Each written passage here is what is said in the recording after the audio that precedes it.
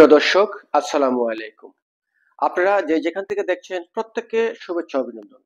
দর্শক, আপনারা দেখছেন ইউটিউব চ্যানেল খবর টিভি। প্রিয় দর্শক, সমন্বয়ক মানেই আতঙ্ক। এখন সমন্বয়ক আতঙ্কে সারা বাংলাদেশের মানুষ ভুগছে। তারা প্রতিনিয়ত চাঁদাবাজি থেকে বিভিন্ন ধরনের অপরাধে তারা জড়িয়ে গেছে। একই তো যারা বড় বড় সমন্বয়ক যারা রয়েছেন, তারা বদলি বাণিজ্য, চাকরি বাণিজ্য, তারপরে চাকরিচ্যুত বাণিজ্য, মানে বিভিন্ন রকমের বাণিজ্যে তারা জড়িয়ে পড়েছে। আমরা শুধু শুনেছি যে আওয়ামী লীগ সরকারই খুব খারাপ ছিল, দুঃশাসন ছিল, মানে এদের কোনো অপকর্মের কোনো শেষ নেই। তো এখন যা দেখতেছি, মানে 5ই আগস্টের পর আমরা যা দেখছি, আওয়ামী লীগের চেয়ে দ্বিগুণ না, মানে শতগুণ বেশি তারা স্বৈরাচার এবং তারা অত্যাচার চালিয়ে যাচ্ছে মানুষের উপর। প্রিয় দর্শক, একটি হোটেলে সমন্বয়ক খানা খেয়ে তিনি সমন্বয়ক পরিচয় দিয়ে চলে আসার চেষ্টা করেন এবং সেখান থেকে আরো চাঁদা দাবি করেন। তখনই কিন্তু হোটেলের লোকজন এবং যারা আরো কাস্টমার ছিল, হোটেলের ম্যানেজমেন্ট সহ এদের যে কর্মচারীরা ছিল, সবাই মিলে গণধুলাই দিয়েছেন। এগুলো দেখতে আসলে খুবই অবাক লাগে। ছাত্ররা কি করে এত নিচু নামে? আমরা যেটুকু জানি যে মূর্খ মানুষের চেয়ে ছাত্র মানে শিক্ষিত মানুষের মানে মান সম্মান বেশি, আত্মসম্মান বেশি। এখন যা দেখতেছি যে আসলে ওদের চেয়ে মূর্খ মানুষের দিয়ে আত্মসম্মান অনেক বেশি। সাধারণ কৃষক, সাধারণ রিক্সা চালক, যারা দিনমজুর, তাদের সম্মান অনেক বেশি।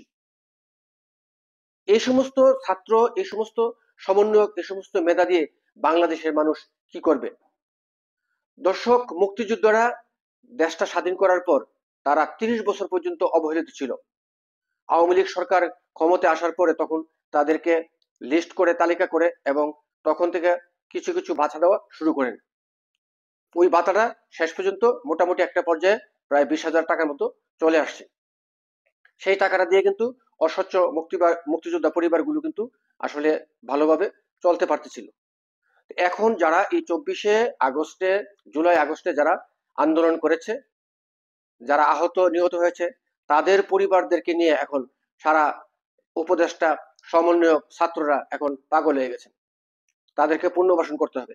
পিনাক্কির মতো একটা অদ্ভুত মানুষ, সে আসলে তার রূপ কি সেটি আসলে বাংলাদেশের মানুষ এখনো বুঝতে নেই। সে কি ভারতের এজেন্ডা বাস্তবায়ন করতেছে, না সে বাংলাদেশের মধ্যে মৌলবাদী প্রতিষ্ঠিত করার চেষ্টা করছে?